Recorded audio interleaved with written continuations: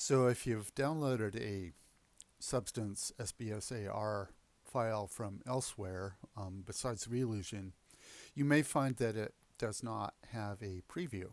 It just says it's a Substance, has a Superman S on it. Um, in that case, it's still going to work fine. You just can't see a preview of it. And the reason is that Reillusion has made little thumbnail previews that are separate to it. You don't actually need to do that.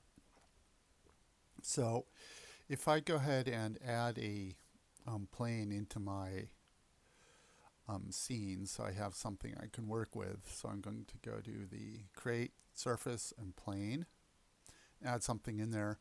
And now I have some substances I have. I think I'll apply this one that says cliff. So I'm just going to drag that on, and you can drag it from, if you have it in your content library, drag it onto your, or double click it, or drag it onto your material, or you can drag it from any Explorer window onto a material as well, and then drop it on there and it will apply. So there, now that's applied. And I'm going to zoom out so we can see it on the whole plane. And then I'll come over here in my materials tab, and I can see it's a substance, and it has the little, the little flame in the corner on each of these. So you leave that all alone.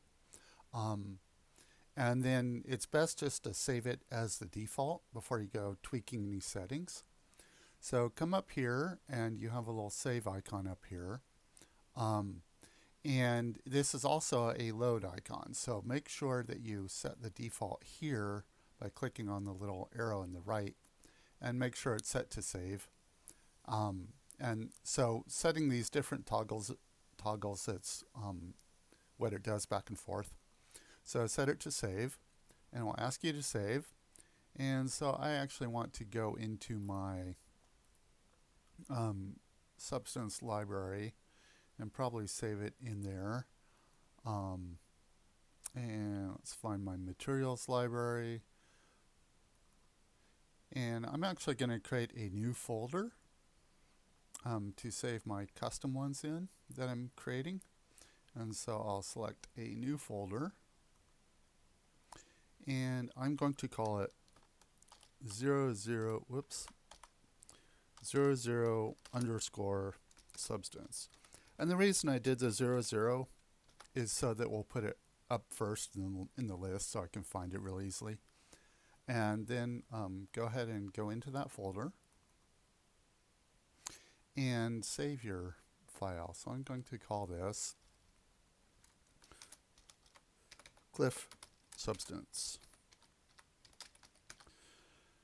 Okay, and now it's going to be an iMaterial file, and it will retain all its substance capabilities as well. So go ahead and save that.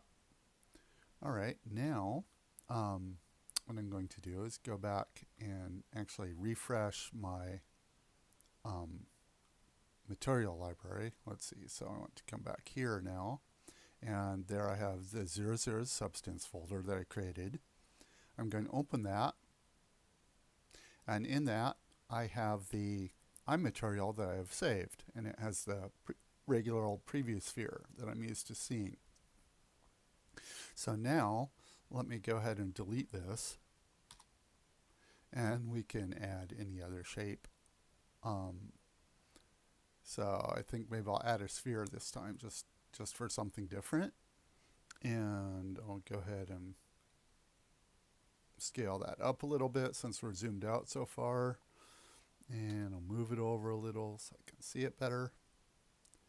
And then I'm going to add this material to it. Now you can just double click here when it's in here in your library.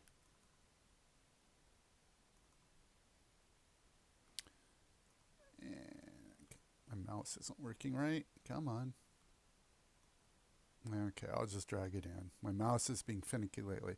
So there it is, applied, and you can see it already has some of the displacement in it and whatnot. So anyway, that's how you do it. So hope that helps.